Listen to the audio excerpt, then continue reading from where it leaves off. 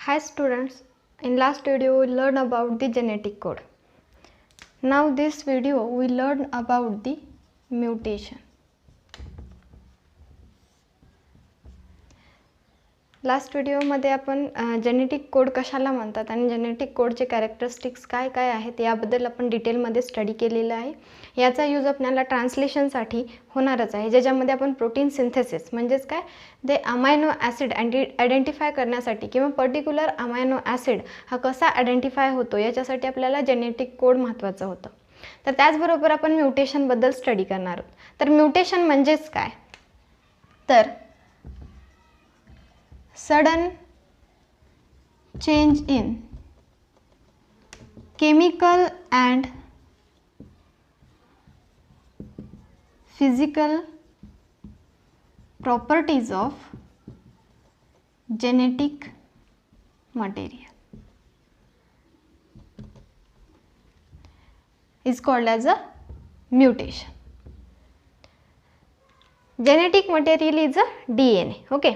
तर जेनेटिक मटेरियलमध्ये sudden change होतो त्याच्या केमिकल किंवा फिजिकल प्रॉपर्टीजमध्ये, आणि त्याच्यानुसार जो काही चेंज ऑकर होतो त्याला आपण काय म्हणतो, म्युटेशन म्हणतो.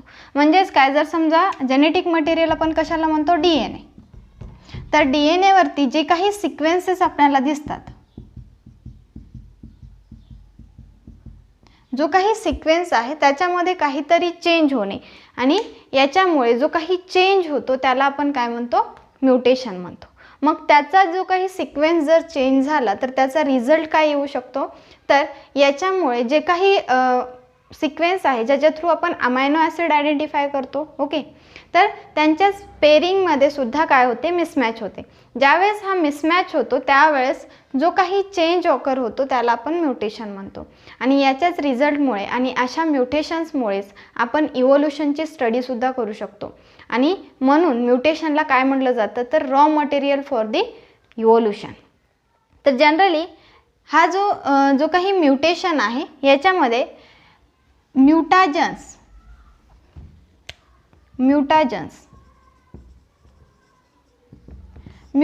म्हणजेच काय, तर म्युटेशन जनरेटिंग.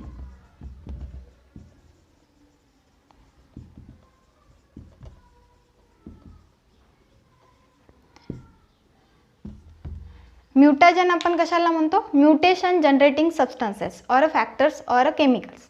तर जनरली असे काही सबस्टन्सेस आहेत ज्याच्या थ्रू म्युटेशन ऑकर होतो त्याला आपण काय म्हणतो, म्युटाजन्स म्हणतो.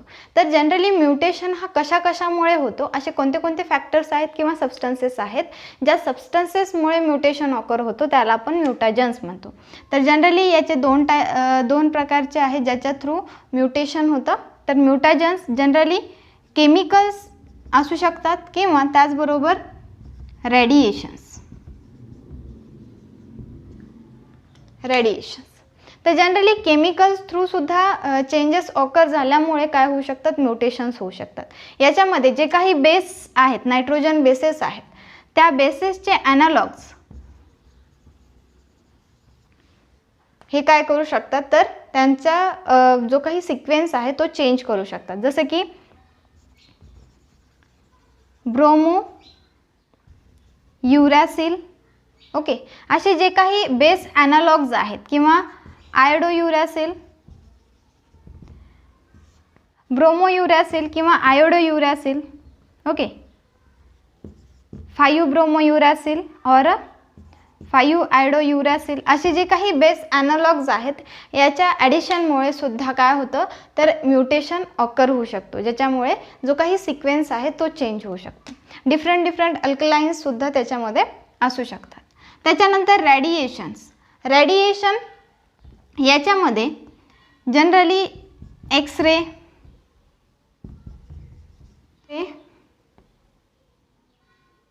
गॅमा रेज, बीटा रेज और UV रेज या रेडिएशन्समुळे सुद्धा काय होतं, तर म्युटेशन्स होतं.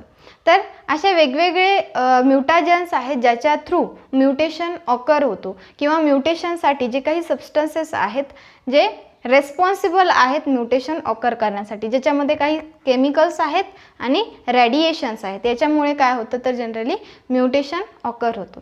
जनरली जे काही म्युटेशन आहे ते आपण स्टडी केलेलं म्हणजेच काय, sudden change in chemical or physical property of the genetic material. Genetic मटेरियलची फिजिकल आणि केमिकल प्रॉपर्टी अचानक चेंज होणे म्हणजेच काय तर म्युटेशन. तर आपण आता म्युटेशनचे वेगवेगळे टाइप्स स्टडी करणार आहोत.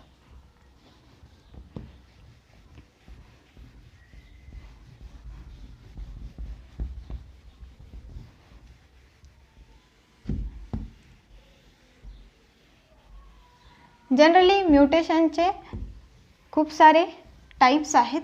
त्याच्यामध्ये आपण फर्स्टली 2 टाइप्समध्ये म्युटेशन होतं. एक chromosomal mutation and second one is A gene mutation. Okay, तर एक chromosomal mutation and second one is a gene mutation. Firstly, we learn about the chromosomal mutation. Chromosomal mutation is also divided into 2 types. Firstly is a morphological mutation, morphological chromosomal mutation, and second one is a numerical mutation, numeric mutation. Okay. तर firstly morphology means external appearance of the chromosome. तर generally morphological जो काही chromosomal mutation आहे याच्यामध्ये आपण study करणार आहोत different types of chromosomal mutation. तर जनरली याच्यामध्ये टोटल 5 टाइप्सचे क्रोमोझोमल म्युटेशन्स आहेत. Firstly deletion. First one is A deletion. Deletion म्हणजेच काय तर जनरली ज्या क्रोमोझोम आहे त्याच्यामध्ये काही सब पीस और some part of the chromosome is deleted. तर फॉर एक्झाम्पल आपल्याला क्रोमोझोमचं स्ट्रक्चर माहीत आहे, तर याच्यामध्ये काही पार्ट हा डिलीट होतो. ओके, तर त्याला आपण काय म्हणतो डिलिशन. तर याच्यामध्ये for example A, B, C and D. Okay, E, F, G and H. Okay, तर जनरली हा क्रोमोझोम आहे आणि याच्यामध्ये सम पार्ट हा डिलीट होणे म्हणजेच काय, जर समजा हा पार्ट जो आहे तो डिलीट झालेला आहे तर डिलिशनमध्ये म्युटेशन झाल्याच्या नंतर जो क्रोमोझोम आपल्याला दिसतो मॉर्फोलॉजिकली तर तो असा असेल. हा जो लूप आहे किंवा हा जो आर्म आहे याच्यामध्ये काहीच डिलीटेड पार्ट नाही आहे, त्याच्यामुळे ABCD हे जशाच तसं असेल. पण हा जो पार्ट आहे तो डिलीट झालेला आहे म्हणजेच काय, तो तिथून निघून जाईल आणि आपल्याला जो पार्ट दिसेल तो G आणि H दिसेल. E आणि F हा पार्ट काय झालेला आहे, डिलीट झालेला आहे. तर डिलिशन या प्रोसेसमध्ये किंवा या टाइप्समध्ये आपण काय पाहू शकतो तर जो काही पार्ट आहे तो डिलीट झालेला आपल्याला दिसून येतो. त्याच्यानंतर second is a duplication. Second one duplication. Morphological म्युटेशनमध्ये सेकंड जो टाइप आहे तो म्युटेशन, ज्याच्यामध्ये आपण डुप्लिकेशन त्याला म्हणतो. हा जो डुप्लिकेशन आहे याच्यामध्ये जो काही part some part of the chromosome is doubled is known as a duplication. तर जनरली याच्यामध्ये तुम्ही पाहू शकता जो काही क्रोमोझोम आहे नॉर्मल, तर याच्यामध्ये मी इथंच काढते. डिलिशन तर लक्षात आलं. तर डुप्लिकेशनसाठी समजा हा क्रोमोझोम आहे ज्याच्यामध्ये ABCD EFG and H particular chromosome आपल्याला दिसतोय. तर याच्यामध्ये जर डुप्लिकेशन म्युटेशन झालं असेल तर फॉर एक्झाम्पल हा जो पार्ट आहे तो डुप्लिकेट झाला. ओके, तर काय होईल तर जो काही क्रोमोझोम आहे फर्स्ट आर्म जशाच तसा असेल ABCD आणि जो सेकंड आर्म आहे याच्यामध्ये डुप्लिकेशन झालेला आहे म्हणजेच EF पार्ट हा डबल्ड होईल. EFGH. तर इथे आपल्याला जो काही पार्ट डुप्लिकेशनमध्ये आहे तो जो काही डुप्लिकेट झाला असेल त्याच्यामध्ये म्युटेशन झाल्याच्या नंतर जो काही क्रोमोझोम आहे त्याच्यामध्ये तो पार्ट हा डबल दिसतो, त्याला आपण काय म्हणतो duplication. Okay, third one inversion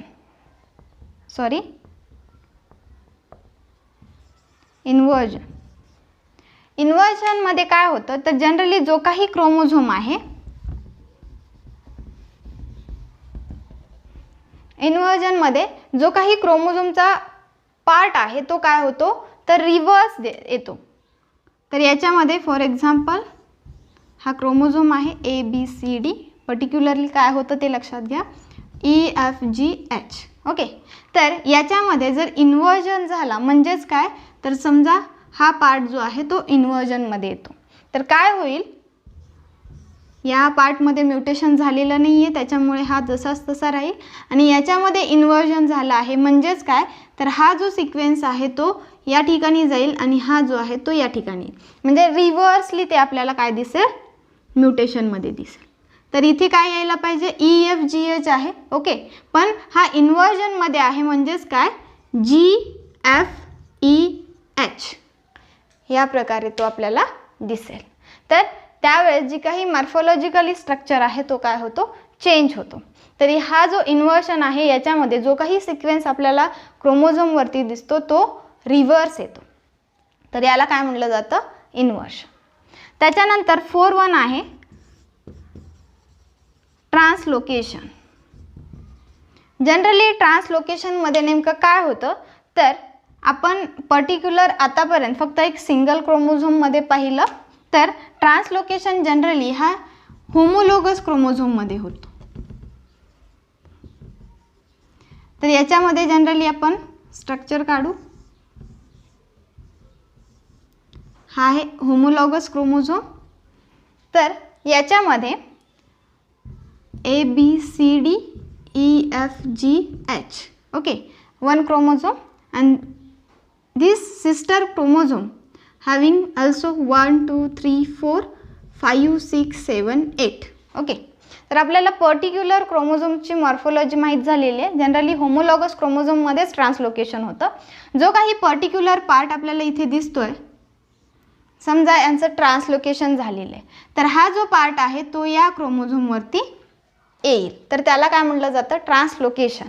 तो ट्रान्सफर होऊन दुसऱ्या क्रोमोझोमवरती लोकेट होतो म्हणून त्याला काय म्हटलं जातं ट्रान्सलोकेशन. याच्यामध्ये आपल्याला क्रोमोझोमचा पर्टिक्युलर होमोलॉगस क्रोमोझोमचं मॉर्फोलॉजी जी आहे ती चेंज झालेली दिसेल. तर काय होईल ज्यावेळेस म्युटेशन होतं त्यावेळेस तो जो काही क्रोमोझोम आहे याच्यामध्ये फर्स्ट आर्म जशाच तसा आहे, पण हा जो पार्ट आहे तो तिथून कट होईल आणि यावरती लोकेट होईल, म्हणजे इथे आपल्याला फक्त काय दिसेल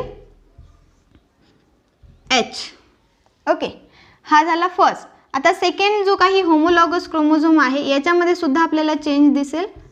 काय चेंज होईल म्युटेशनमुळे तर जो काही फर्स्ट आर्म आहे त्याच्यामध्ये काहीच चेंज झालेला नाही आहे, त्याच्यामुळे 1 2 3 4 जशाच तसा आहे, पण हा जो पार्ट आहे होमोलॉगसचा तो तिथून कट होऊन ट्रान्सलोकेट दुसऱ्या क्रोमोझोमवरती झालेला आहे. ओके, तर जिथे लोकेट झालेला आहे तो इथे आपल्याला दाखवावा लागेल EFG, आणि त्याच्यानंतर जो काही पर्टिक्युलर पार्ट आहे 5 6 7 8 हा जशाच तसा आहे.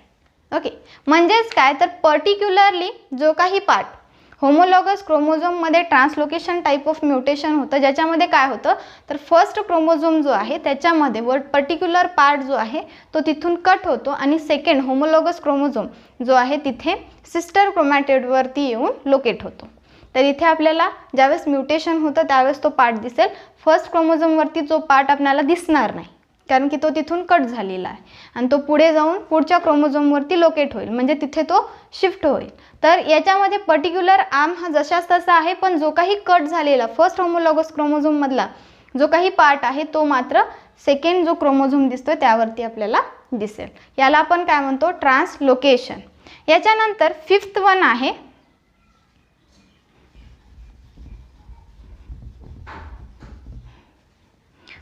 आहे रेसिप्रोकल ट्रान्सलोकेशन. रेसिप्रोकल ट्रान्सलोकेशन याच्यामध्ये आपल्याला जनरली याच्यामध्ये थोडंसं रिवर्स दिसेल. तर हा जो एक्झाम्पल आहे ट्रान्सलोकेशनचा, याच्यामध्ये आपण पाहिलं की होमोलॉगस क्रोमोझोममध्ये एक क्रोमोझोमचा पार्ट हा कट होऊन दुसऱ्या क्रोमोझोमवरती लोकेट होतो, ट्रान्सफर होतो. तर रेसिप्रोकल ट्रान्सलोकेशनमध्ये काय होतं, तर होमोलॉगस क्रोमोझोममध्येच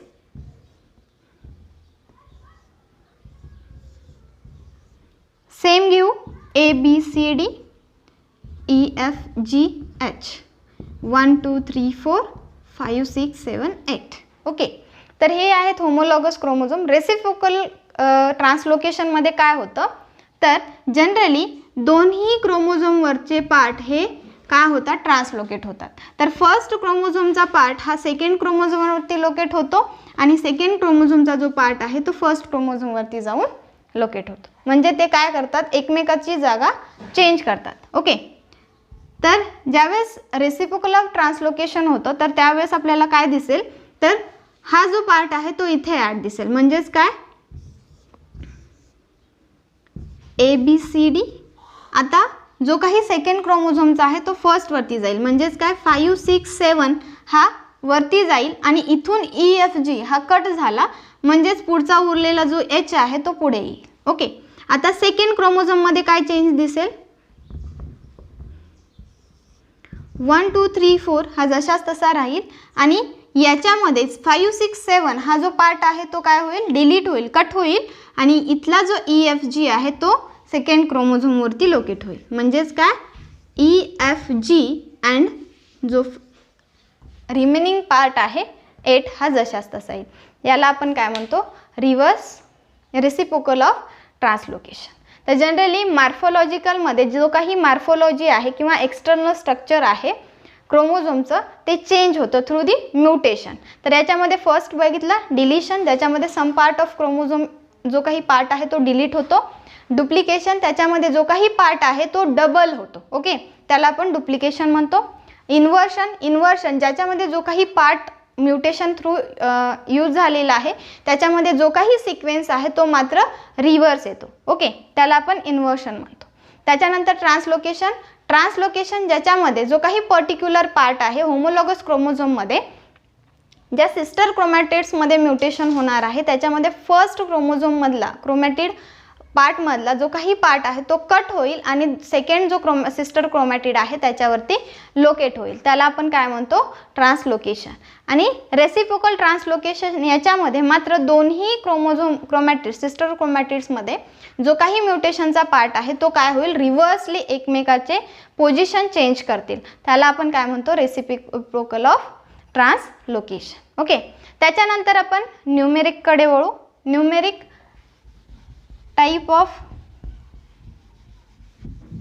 म्युटेशनमध्ये जनरली जे काही नंबर्स आहेत, क्रोमोझोम नंबर जो आहे तो काय होतो, चेंज होतो. त्याला काय म्हटलं जातं, न्यूमेरिक म्युटेशन. तर जनरली याच्यामध्ये आपल्याला दोन टाइप्समध्ये ते डिवाइड होताना दिसते. तर first is a euploidy and second one is a aneuploidy. तर जनरली यूप्लॉइडी आणि अनयूप्लॉइडी काय आहे, तर याच्यामध्ये जनरली जो काही नंबर्स आहेत ते चेंज होतात. त्याला आपण काय म्हणतो, न्यूमेरिक म्युटेशन म्हणतो. तर यूप्लॉइडी याच्यामध्ये जनरली नंबर ऑफ सेट्स, क्रोमोझोमचे जे काही सेट्स आहेत त्याच्यामध्ये चेंज होतो. त्याला आपण काय म्हणतो, यूप्लॉइडी. डायरेक्टली सेट काय होतो, चेंज होतो. ओके, तर याच्यामध्ये जर समजा वन सेट याच्यामध्ये जर चेंज आला म्हणजेच काय, तर एन नंबर, तर याला आपण काय म्हणतो, हॅप्लॉइड. ओके, जर दोन सेटमध्ये चेंज फॉर्मेशन झाला म्हणजे 2n नंबर ऑफ क्रोमोझोम्स, तर याला आपण काय म्हणतो, डिप्लॉइड. आणि 3 सेटमध्ये जर चेंज झाला म्हणजे 3n नंबर ऑफ, तर याला आपण म्हणतो ट्रिप्लॉइड. आणि याच्यापेक्षा जास्त म्हणजेच काय, more than 3n number. Okay, 3 सेटपेक्षा पण जास्त जर चेंज फॉर्मेशन होत असेल सेट्समध्ये तर त्याला आपण काय म्हणतो, पॉलिप्लॉइडी. हॅप्लॉइडी, डिप्लॉइडी, ट्रिप्लॉइडी अँड पॉलिप्लॉइडी. तर generally haploid formation type of mutation generally कशामध्ये होतं तर गॅमेट्समध्ये, कारण की गॅमेट्स काय असतात तर हॅप्लॉइड असतात, बरोबर आहे. तर गॅमेट्स हे काय असतात हॅप्लॉइड असतात. डिप्लॉइड जनरली आपले जे काही ओन सेल्स आहेत, अवर सेल्स, तर सोमॅटिक सेल्स, त्या सेल्समध्ये डिप्लॉइड स्ट्रक्चरमध्ये आपण काय पाहतो सेट्स ऑफ क्रोमोझोम्स पाहतो. ट्रिप्लॉइड जनरली जे काही एंडोडर्म्स आहेत, ओके, तर एंडोडर्म्स आहेत त्याच्यामध्ये ट्रिप्लॉइड सेट ऑफ क्रोमोझोम्स हे प्रेझेंट असतात. तर याच्यामध्ये वन सेटमध्ये जर चेंज होत असेल तर आपण त्याला हॅप्लॉइड म्हणतो, हॅप्लॉइडी म्हणतो. टू सेट्समध्ये फॉर्मेशन होत असेल, चेंजेस फॉर्म होत असतील तर त्याला आपण डिप्लॉइड म्हणतो. आणि 3 सेट्समध्ये होत असेल तर त्याला ट्रिप्लॉइड म्हणतो. आणि त्याच्यापेक्षा पण जास्त सेट्समध्ये चेंज होत असेल तर त्याला आपण पॉलिप्लॉइडी असे म्हणतो. तर अनयुप्लॉइडी काय आहे तर जनरली याच्यामध्ये क्रोमोझोम नंबर्स हे चेंज होतात. तर याच्यामध्ये +-1 और +-2 या प्रकारे क्रोमोझोम नंबर्स हे चेंज होतात. तर याच्यामध्ये आपण 2 टाईप्समध्ये डिवाइड करू, एक मायनसमध्ये आणि एक प्लसमध्ये, म्हणजेच -1 -2 और +1 और +2. तर जनरली फर्स्टली -1 और -2 मध्ये पाहू. तर याच्यामध्ये पुन्हा या जो पार्ट आहे तो 2 मध्ये डिवाइड होतो. मी हा पार्ट रिमूव्ह करते ज्याच्यामुळे आपल्याला लिहिता येईल.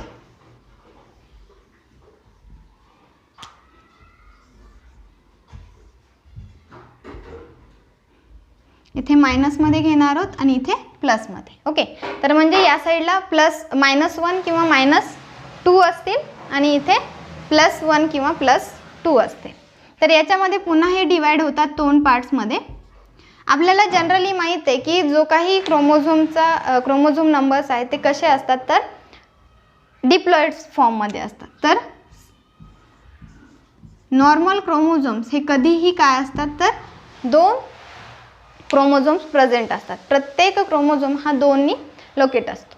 तर नॉर्मली 2 प्रेझेंट असतात. जर समजा याच्यामध्ये नॉर्मल क्रोमोझोम्स, ओके, आपण 46 क्रोमोझोम्स हे सिंगल फॉर्ममध्ये म्हणतो, पण जनरली ते जे 46 क्रोमोझोम्स आहेत ते पेअर्समध्ये प्रेझेंट असतात, बरोबर आहे. तर 23 पेअर्स ह्युमन्समध्ये प्रेझेंट आहेत. तर प्रत्येक जो काही क्रोमोझोम आहे तो पेअर्समध्ये असतो. तर नॉर्मल क्रोमोझोम हे पेअरमध्ये प्रेझेंट असतात आणि ज्या पेअर्समधून जर एखादा क्रोमोझोम हा जर तिथून मायनस होत असेल, तिथून रिमूव्ह होत असेल, म्हणजे काय असेल फक्त एकच क्रोमोझोम तिथे प्रेझेंट असणार आहे, तर त्याला आपण एक जर मायनस होत असेल -1 तर त्याला आपण काय म्हणतो मोनोसोमी. त्याला आपण काय म्हणतो मोनोसोमी. तर जे काही पेअर्स ऑफ क्रोमोझोम्स आहेत त्या पेअर्समधला एखादा क्रोमोझोम हा जर तिथून रिमूव्ह होत असेल आणि तिथे फक्त एकच क्रोमोझोम राहत असेल, पेअरमधून एक निघून जात असेल तर त्याला आपण काय म्हणतो मोनोसोमी.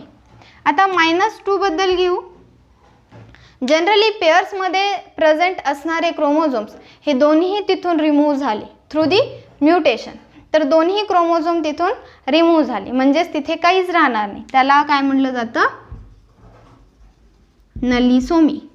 काय म्हणलं जातं नलिसोमी, म्हणजे तिथे कोणताच क्रोमोझोम प्रेझेंट असणार नाही, ओके. तर एक मायनस झाला तर मोनोसोमी आणि दोन्ही मायनस होतील तर नलिसोमी. त्याच्यानंतर प्लसमध्ये जर स्टडी केलं तर +1 और +2, +1 और +2. ऑलरेडी नॉर्मल क्रोमोझोम्समध्ये किंवा क्रोमोझोमच्या पेअरमध्ये किती असतात, पेअर्समध्ये 2 असतात, बरोबर आहे. तर 2 क्रोमोझोम प्रेझेंट असतात आणि जिथे जर समजा अनयुप्लॉइडी थ्रू म्युटेशन झालं आणि तिथे 1 मोर क्रोमोझोम ॲड झाला, ओके, आणखीन एक क्रोमोझोम ॲड झाला तर तो जो आहे तो अबनॉर्मल आहे. तर याला काय म्हणलं जातं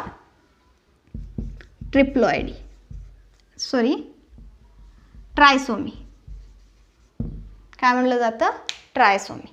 तर जनरली तुम्ही जे काही डिसीजेस पाहिले असतील ज्याच्यामध्ये क्रोमोझोमल अबेरेशन, ओके, तर याच्यामध्ये तुम्ही स्टडी केलेलं असेल, वेगवेगळे सिंड्रोम्स तुम्ही स्टडी केलेले आहेत, बरोबर आहे. तर डाऊन सिंड्रोममध्ये तुम्ही स्टडी केलेलं असेल की 21 पेअरमध्ये एक ॲडिशनल क्रोमोझोम येतो, त्याच्यामुळे डाऊन सिंड्रोम होतो, ओके. तर हा जो डाऊन सिंड्रोम आहे तो कशामुळे होतो, तर ट्रायसोमी या म्युटेशनमुळे होतो. त्याच्यानंतर फोर्थ वन +2, ओके. +2 म्हणजेच काय, तर ऑलरेडी 2 क्रोमोझोम हे नॉर्मली पेअर्समध्ये प्रेझेंट असतात, तर त्याच्यामध्ये ॲडिशन ऑफ 2 मोर क्रोमोझोम्स होतील, तर त्यावेळेस काय होतं, तर सेट कितीचा फॉर्म होतो, पेअरिंग 4 क्रोमोझोमची फॉर्म होते, म्हणून आपण त्याला काय म्हणतो, टेट्रासोमी. तर जनरली क्रोमोझोमल म्युटेशनमध्ये जे काही क्रोमोझोम्स आहेत त्यामध्ये आपण स्टडी करतोय की जो काही सडन चेंज होतो ज्याच्यामुळे म्युटेशन फॉर्मेशन होतं, तर तो जो काही म्युटेशन आहे तो जनरली 2 टाइप्समध्ये आहे, एक morphological and second one is A numeric. Morphological, the external appearance of the chromosome is change is known as a morphological mutation. तर याच्यामध्ये टोटल 5 टाइप्समध्ये तो डिवाइड झालेला आहे. First deletion, some part of the chromosome is deleted is known as a deletion type of mutation. Second one is a duplication. Duplication type of mutation मध्ये some part is a doubled is known as a duplication. Inversion, the chromosome having the part is inverted, okay, or a reverse in sequence is known as a inversion. And fourth one is a translocation. Generally translocation type of chromosome is in the homologous chromosome. In the sister chromatids, some part of the one chromatid is translocated to the second sister chromatid. Those mutation is known as a translocation, and the opposite of the translocation is a fifth one is a reciprocal of translocation, in which both sister chromatids, their parts are cut and they are a change of a position is known as a reciprocal of translocation. These 5 types of mutation in which morphological chromosomal mutation, in which the external appearance of the chromosome is changed. Second type of chromosomal mutation is a numeric type of chromosomal mutation, in which number of the chromosomes or a set of the chromosomes is changed. They are divided into 2 types, is euploidy and second one is aneuploidy. The euploidy, in which total set of the chromosomes they are changed, is known as a euploidy. Directly sets are changed. Here one set of the chromosome is changed is known as a haploid, okay, haploidy. Second one, 2 sets are changed in euploidy is known as a diploidy, and 3 sets of chromosomes are changed is known as a triploidy, and more than 3 sets is known as a polyploidy. In euploidy, directly sets of chromosomes is changed. Aneuploidy is the second type of a numeric chromosomal mutation, in which generally euploidy, in which the number of chromosomes are changed.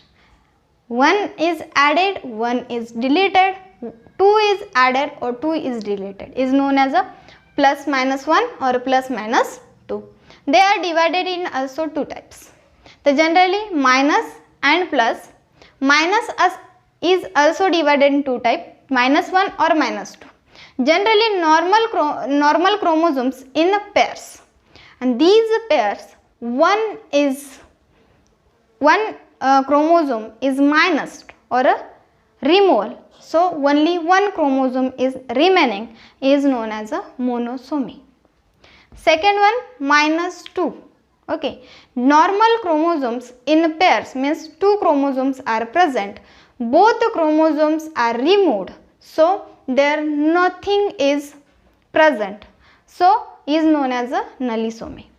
Then in which a plus, generally in plus also +1 or a +2. The +1 in which normal chromosome in a pairs means 2 chromosomes are present, so addition of 1 chromosome. So these normal pairs or in pair we see the 3 number of chromosomes. These three chromosomes shows the trisomy type of mutation. Generally in Down syndrome we know about this, that 21 pairs of the human chromosome, these pair in which 3 chromosomes are present, so is abnormal too, and this change is known as a Down syndrome. And last one is a +2 normal chromosome in a pairs having 2 chromosomes, in which addition of 2 chromosomes is numbers is 4. So this is known as a tetrasomy. So we learn about the chromosomal mutation in mutation type. So second type of mutation we learn in detail.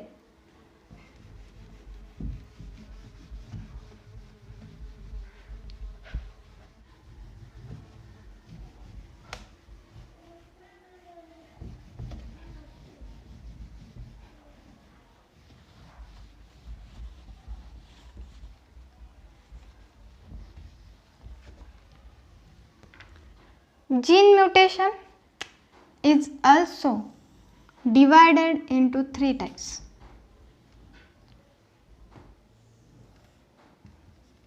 First one is a point mutation, second one is a inversion, and third one is a frame shift mutation.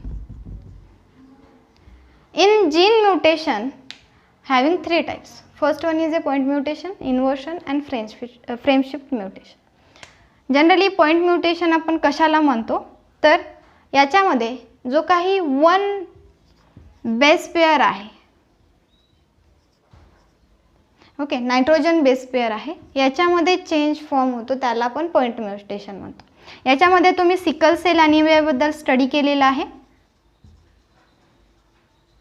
आपण last चॅप्टरमध्ये sickle cell anaemia study केलेला आहे, ज्याच्यामध्ये sickle cell anaemia म्हणजेच काय होतं, तर generally जो काही अल्फा चेन आहे प्रोटीनचा, तर याच्यामध्ये नंबर ऑफ अमायनो ॲसिड्स याची चेन आहे, ओके, ऑर सो ऑन.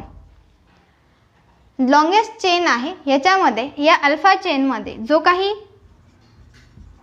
6 नंबरचा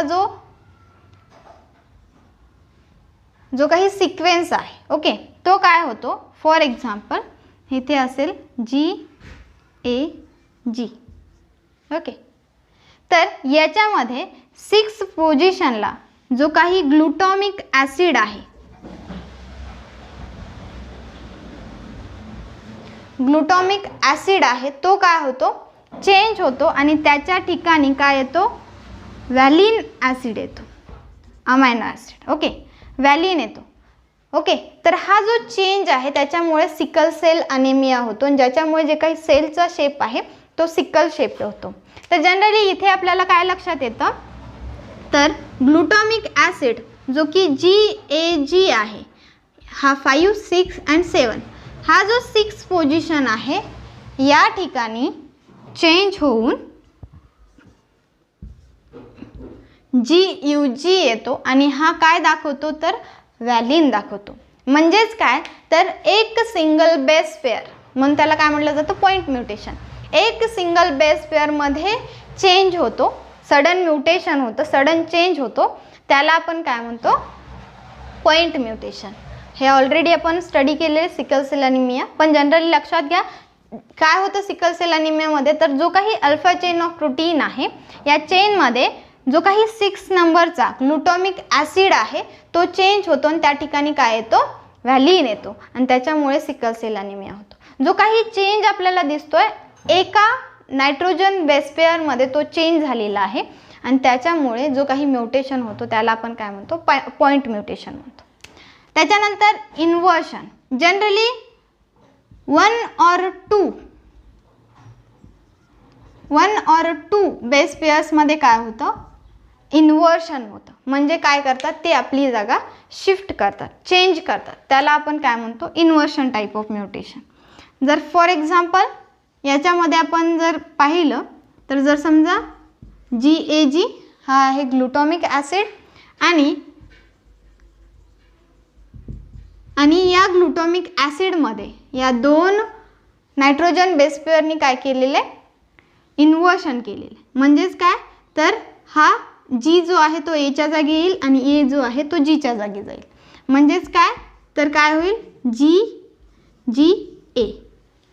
आणि हा जो आहे तो अदर अमायनो ॲसिड आयडेंटिफाय करतो आणि हा वेगळ्या अमायनो ॲसिडसाठी कोड करतो. म्हणून इथे काय होतं, तर एक जो ग्लुटामिक ॲसिड असणारा जो काही सिक्वेन्स आहे त्याच्यामध्ये सडन चेंज झाला आणि त्याच्यामुळे जो काही अदर सिक्वेन्स आहे किंवा जो काही अमायनो ॲसिड आयडेंटिफाय व्हायचा त्याच ठिकाणी तो दुसरा अमायनो ॲसिड तिथे दाखवतो. याच्यामध्ये एक लक्षात घ्या, ज्या वेळेस पॉईंट म्युटेशन किंवा इन्व्हर्शन टाईप ऑफ म्युटेशन होतं त्यावेळेस फक्त पर्टिक्युलर पार्टवरतीच त्याचा इफेक्ट होतो. अदर जो पार्ट आहे त्याच्यामध्ये काहीच चेंज होत नाही. ओके, तर ज्यावेळेस चेंज होईल तर फक्त या अमायनो ॲसिडच्या जागी दुसरा अमायनो ॲसिड येईल. पण हा जो चेंज आहे याच्यामध्ये जो काही साईडचे अमायनो ॲसिडची जी काही सिक्वेन्स आहे त्याच्यामध्ये कोणताच चेंज होत नाही. तर पर्टिक्युलर पार्टवरतीच त्याचा इफेक्ट होतो. तर इन्व्हर्शनमध्ये जनरली 1 or 2 जे काही नायट्रोजन बेसेस आहेत ते जागा आपली चेंज करतात, त्याच्यामुळे इन्व्हर्शन टाईप ऑफ म्युटेशन होतं. त्याच्यानंतर आहे frame shift type of mutation. Generally frame shift type of mutation हे आपण अगोदरच्या जेनेटिक कोडमध्ये पाहिलेलं आहे की क्रिकने जे काही 64 पॉसिबिलिटीज सांगितलेल्या होत्या त्याच्यामध्ये त्यांनी फ्रेम शिफ्ट टाईप ऑफ म्युटेशनचा यूज केलेला होता. बरोबर आहे, आपण लास्ट व्हिडिओमध्ये याबद्दल ऑलरेडी डिस्कस केलेलं आहे, पण डिटेलमध्ये आपण इथे पाहू. तर फ्रेम शिफ्ट टाईप ऑफ म्युटेशनमध्ये जनरली काय होतं, ॲडिशन और deletion of nitrogen base pairs एकतर ॲड होतात किंवा डिलीट होतात. ओके, काय, नायट्रोजन बेस पेअर्स, त्याच्यामुळे frame shift type of mutation. Nitrogen base pairs जे आहे त्याचं ॲडिशन होतं किंवा डिलिशन होतं त्याला आपण फ्रेम शिफ्ट ऑफ म्युटेशन म्हणतो. जनरली याला हेच नाव काय दिलेलं आहे, तर आता फॉर एक्झाम्पल आपण इथे स्टडी करू.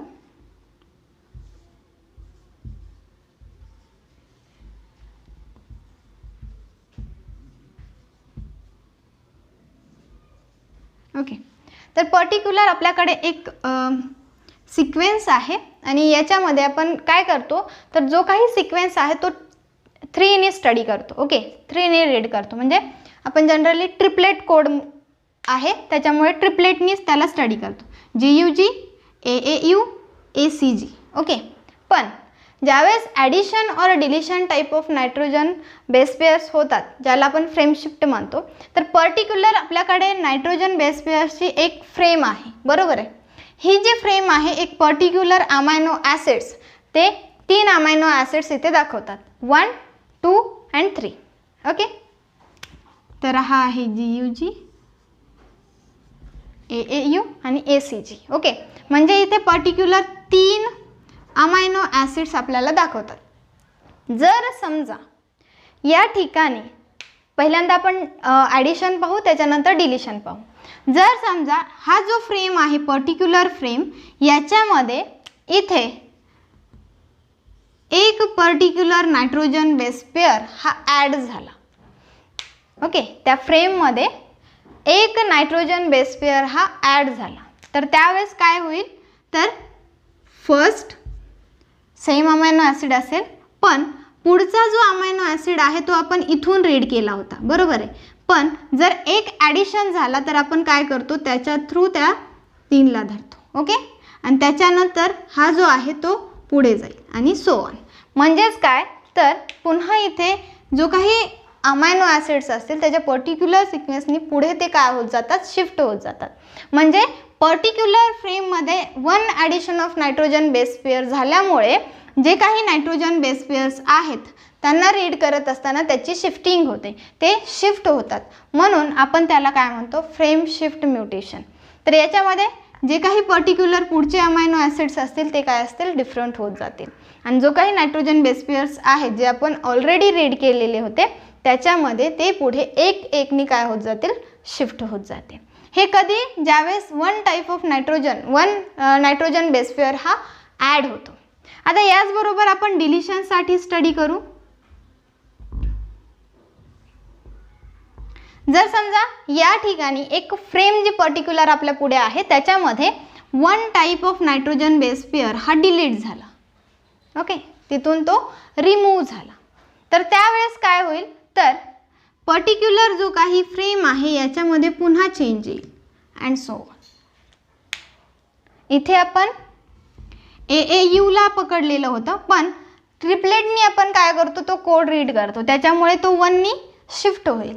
ज्यावेळेस डिलीट होतो किंवा 1 ॲड होतो त्यावेळेस सुद्धा काय होतं, जो काही फ्रेम आहे त्याच्यामध्ये नायट्रोजन बेस पेअर हे शिफ्ट होत जातात आणि यालाच आपण काय म्हणतो, frame shift type of mutation. आणि फ्रेम शिफ्ट टाईप ऑफ म्युटेशनमध्ये आपण स्टडी केलेला आहे की ज्यावेळेस जेनेटिक कोडमध्ये पॉसिबिलिटीज दाखवायच्या होत्या त्यावेळेस FHC क्रिक यांनी 1961मध्ये काय केलेलं, तर पर्टिक्युलर जो काही 64 पॉसिबिलिटीज त्यांनी जेनेटिक कोडची दाखवलेली आहे ती कशाचा यूज करून दाखवलेली आहे, तर फ्रेम शिफ्ट टाईप ऑफ म्युटेशनचा यूज करून दाखवलेली, ज्याच्यामध्ये त्यांनी काय केलेले, एक डिलीट करून किंवा एक ॲड करून जे काही चेंजेस फॉर्म होतात त्याच्या थ्रू त्यांनी काय केलेले, जे काही अमायनो ॲसिड्स आहेत त्यांची सिक्वेन्स त्यांनी सांगितलेली. ओके, तर जनरली आपण जे काही जे मेन टाईप ऑफ म्युटेशन्स आहेत, क्रोमोझोमल अँड जीन म्युटेशन याबद्दल स्टडी केलं. पण याच्या व्यतिरिक्त सुद्धा काही म्युटेशन्स आहेत. क्रोमोझोम्स आणि जीन्सच्या टाईप्समध्ये जे काही चेंजेस होतात म्युटेशन थ्रू ते आपण स्टडी केलं. याच्या व्यतिरिक्त सेलमध्ये सुद्धा आपण याची स्टडी करू शकतो. तर फर्स्टली सोमॅटिक सेल, 2 टाईप्समध्ये यांना डिवाइड करू, somatic mutation and second one is a germinal mutation.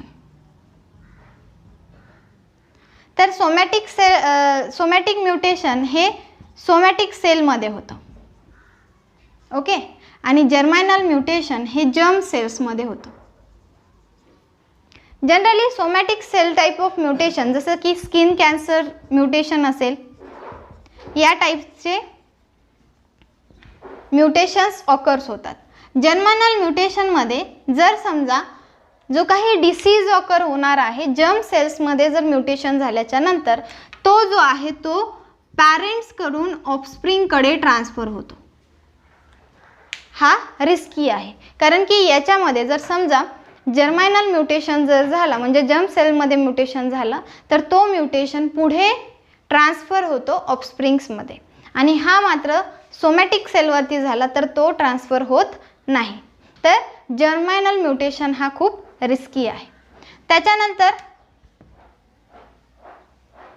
Different type of म्युटेशनमध्ये आपण पुन्हा 2 स्टडी करू, ज्याच्यामध्ये काही चेंजेस फॉर्मेशन थ्रू, एक स्पॉन्टेनियस म्युटेशन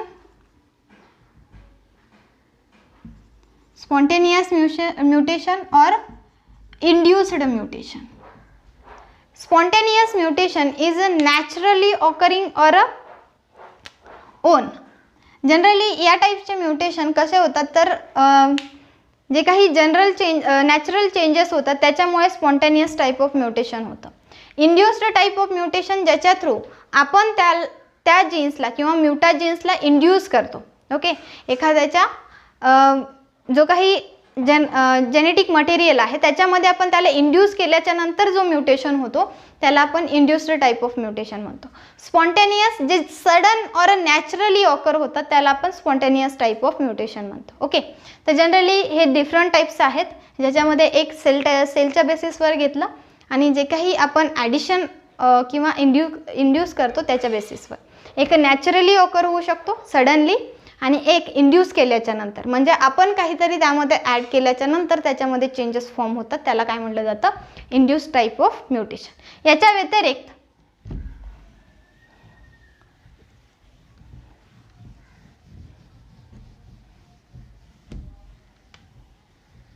म्युटेशन्समध्ये जे काही सडन चेंज ऑकर्स होतात याच्यानुसार आपण वेगवेगळ्या टाईप्समध्ये त्याची स्टडी केलेली आहे. याच्या व्यतिरिक्त सुद्धा एक आहे same sense, second one is a antisense and third one is a nonsense or a no sense. Okay, no sense type of. तर सेम सेन्स ज्याच्यामध्ये आपण काय पाहू शकतो तर फॉर एक्झाम्पल एखादा अमायनो ॲसिडचा सिक्वेन्स आहे GAG, ओके, तर हा काय दाखवतो, ग्लुटोमिक ॲसिड दाखवतो. आणि हा जो ग्लुटोमिक ॲसिड आहे त्याच्यामध्ये चेंज होऊन त्याच्या ठिकाणी सिक्वेन्स चेंज झाला तर GCG फॉर्म झाला.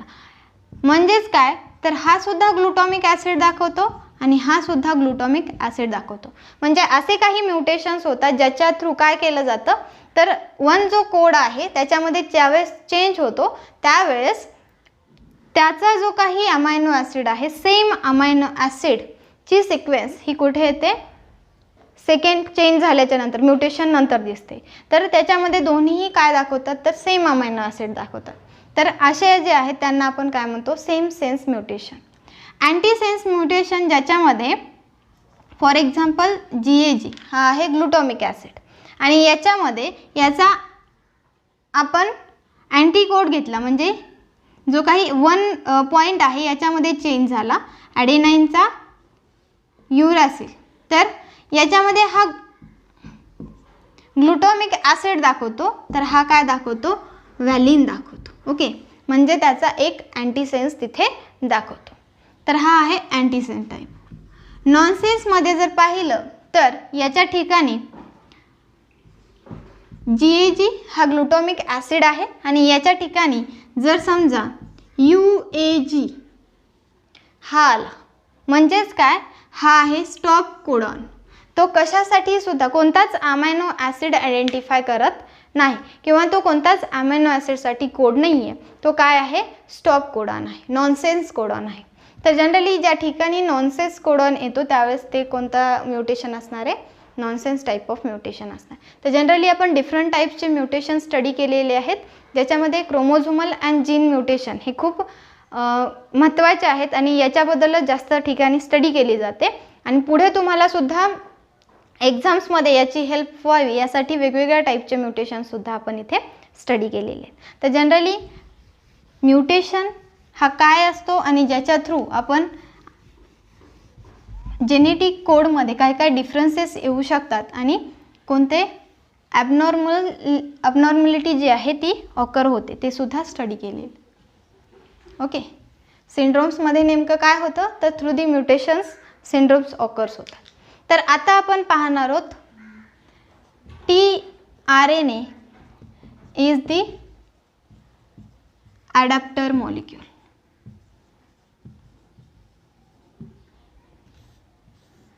तर आपण प्रोटीन सिंथेसिसला सुरुवात केलेली आहे, ज्याच्यामध्ये ट्रान्सक्रिप्शन आपण डिटेलमध्ये स्टडी केलेलं आहे. आता आपल्याला ट्रान्सलेशन स्टडी करण्यासाठी जे काही त्याचे मेन पॉईंट्स आहेत आणि आपल्याला अगोदर काही इन्फॉर्मेशन माहीत असणं गरजेचं आहे ट्रान्सलेशन अंडरस्टूड होण्यासाठी. तर त्याच्यासाठी मेन जे काही पॉईंट्स आहेत ते आपण स्टडी करत आहोत. त्याच्यामध्ये tRNAचा मेन रोल आहे ट्रान्सलेशनमध्ये. तर हा जो tRNA आहे त्याला ॲडॅप्टर मॉलिक्यूल म्हणलं जातं. तर हा जो ॲडॅप्टर मॉलिक्यूल आहे त्याचं स्ट्रक्चर आणि त्याला ॲडॅप्टर मॉलिक्यूल का म्हणतात याबद्दल आपण स्टडी करू. जनरली tRNA जो आहे तो ॲडॅप्टर मॉलिक्यूल का म्हणलं जातं, तर सायंटिस्टच्या मते असं म्हणणं आहे की जो काही tRNA आहे तो त्याच्याकडे एक पर्टिक्युलर कॅपॅसिटी आहे की तो जो काही mRNAवरती येणारा जो मेसेज आहे तो रीड करतो आणि पर्टिक्युलर अमायनो ॲसिड अँटीकोडॉन थ्रू तो त्यांना सप्लाय करतो, ज्याच्या थ्रू एक प्रोटीन सिंथेसिसमध्ये एक particular without any particular capacity specific capacity he do it. तो जो काही tRNA आहे तो काय करतो तर पर्टिक्युलर कोडॉन्स रीड करून तो पर्टिक्युलर अमायनो ॲसिड हा तिथे लोकेट करतो. तर याच्यासाठी जो काही tRNA आहे जनरली 2 डायमेन्शनली आपण जर त्याला स्टडी केलं तो कव्हरलीफ मॉडेल आपल्याला दिसेल. कधी, ज्यावेळेस 2 डायमेन्शनमध्ये आपण त्याला पाहतो. आणि इन्व्हर्टेड एल शेपमध्ये आपल्याला तो दिसतो. कधी, ज्यावेळेस तो ॲक्च्युअल और 3 डायमेन्शनमध्ये आपण त्याला स्टडी करतो. ओके, तर जनरली 2 डायमेन्शनमध्ये आपण जो काही tRNA काढतो तो कोणत्या मॉडेलचा असणार आहे, कव्हरलीफ स्ट्रक्चरमध्ये असणार आहे. आणि ॲक्च्युअल स्ट्रक्चर जर tRNAचं पाहिलं तर तो कसा असणार आहे, इन्व्हर्टेड एल शेपमध्ये असणार आहे. ओके, तर आपण कव्हर लिप मॉडेल थ्रू त्याची स्टडी करूया. हा जो tRNA आहे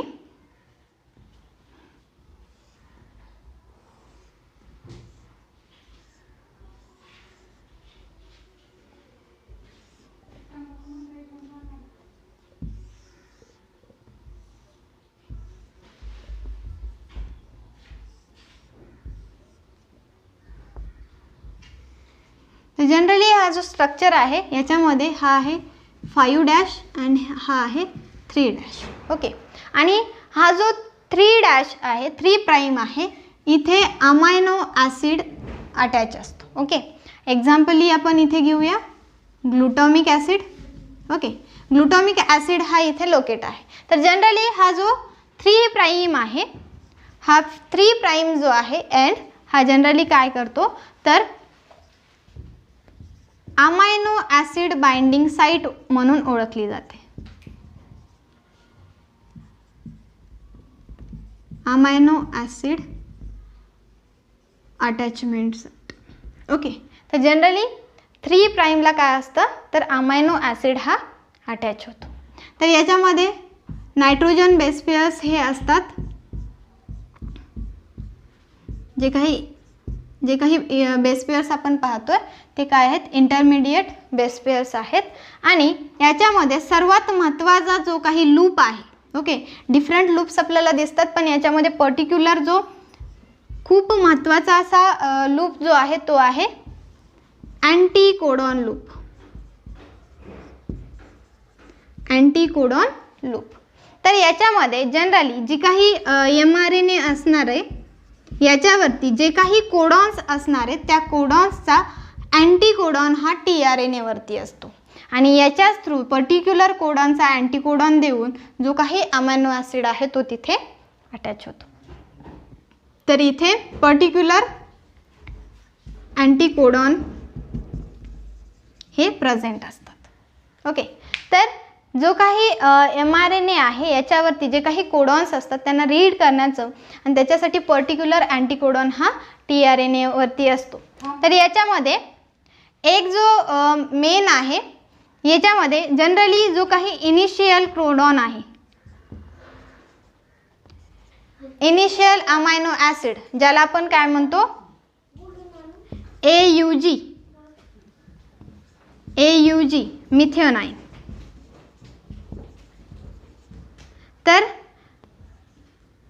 जो काही इनिशियल अमायनो ॲसिड आहे तो आहे AUG ज्याला आपण काय म्हणतो मिथेओनाइन. ओके. तर सेपरेट इनिशियल कोडॉनसाठी सेपरेट अमायनो ॲसिड जिथे सेपरेट tRNA जो असतो तो आहे इनिशियल कोडॉन मिथेओनाइन. तसेच स्टॉप कोडॉनसाठी कोणताच स्पेशल टाइप ऑफ tRNA नाही आहे कारण की तिथे कोणताच अमायनो ॲसिड हा लोकेट होत नाही. तो आयडेंटिफाय करत नाही. त्याच्यासाठी स्पेशल टाइप ऑफ tRNA नाही आहे. पण इनिशियलसाठी स्पेशल टाइप ऑफ tRNA असतो जो की मिथेनॉइन टाइप ऑफ tRNA आहे. तर जनरली आपण जो काही आता पुढच्या पार्टमध्ये ट्रान्सलेशन ऑफ प्रोटीन सिंथेसिस शिकणार आहोत. तर याच्यामध्ये आपल्याला गरजेचं आहे की जे काही mRNA आपण ट्रान्सक्रिप्शनमध्ये फॉर्म केलेला आहे याच्यावरती जो काही पर्टिक्युलर अमायनो ॲसिड अटॅच होणार आहे तो कशा थ्रू तर त्याच्या अँटीकोडॉन थ्रू. आणि तो अँटीकोडॉन कशावरती असणार आहे tRNA वरती असणार आहे. आणि म्हणून जो काही mRNA वरती असणारा कोड आहे त्याला रीड करण्याचं काम आणि त्याच्यासाठी पर्टिक्युलर अमायनो ॲसिड देण्याची पर्टिक्युलर कॅपॅसिटी ज्याच्याकडे आहे तो आहे tRNA. म्हणून त्याला आपण काय म्हणतो ॲडॅप्टर मॉलिक्यूल. आणि हा जो ॲडॅप्टर मॉलिक्यूल आहे तो जनरली 2 डायमेन्शनमध्ये आपण जर स्टडी केला तर तो आपल्याला कव्हर लीफ मॉडेल दाखवतो. आणि ॲक्च्युअल स्ट्रक्चर जर बघितलं tRNAचं तर ते आपल्याला इन्व्हर्टेड L स्ट्रक्चर दिसतं.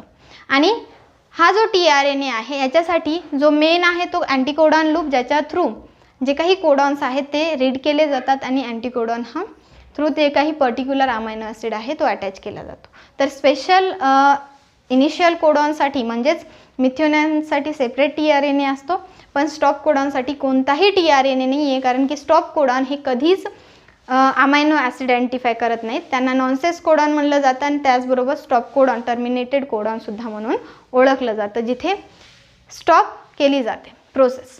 तर जो काही tRNA आहे तो आपल्याला आता पर्टिक्युलर डिटेल स्ट्रक्चर आपण त्याचं पाहिलेलं आहे. तर पुढच्या पार्टमध्ये आपण ट्रान्सलेशन आपण स्टडी करणार आहोत आणि ट्रान्सलेशन थ्रू जो काही mRNA आपण ट्रान्स्क्रिप्शनमध्ये फॉर्म केलेला आहे त्याच्यावरती जो काही मॅसेज आहे ओके, त्या मॅसेजचा यूज करून पर्टिक्युलर अमायनो ॲसिड्स अटॅच होऊन एक लॉंग अमायनो ॲसिडची चेन फॉर्म होते ज्याला आपण काय म्हणतो प्रोटीन.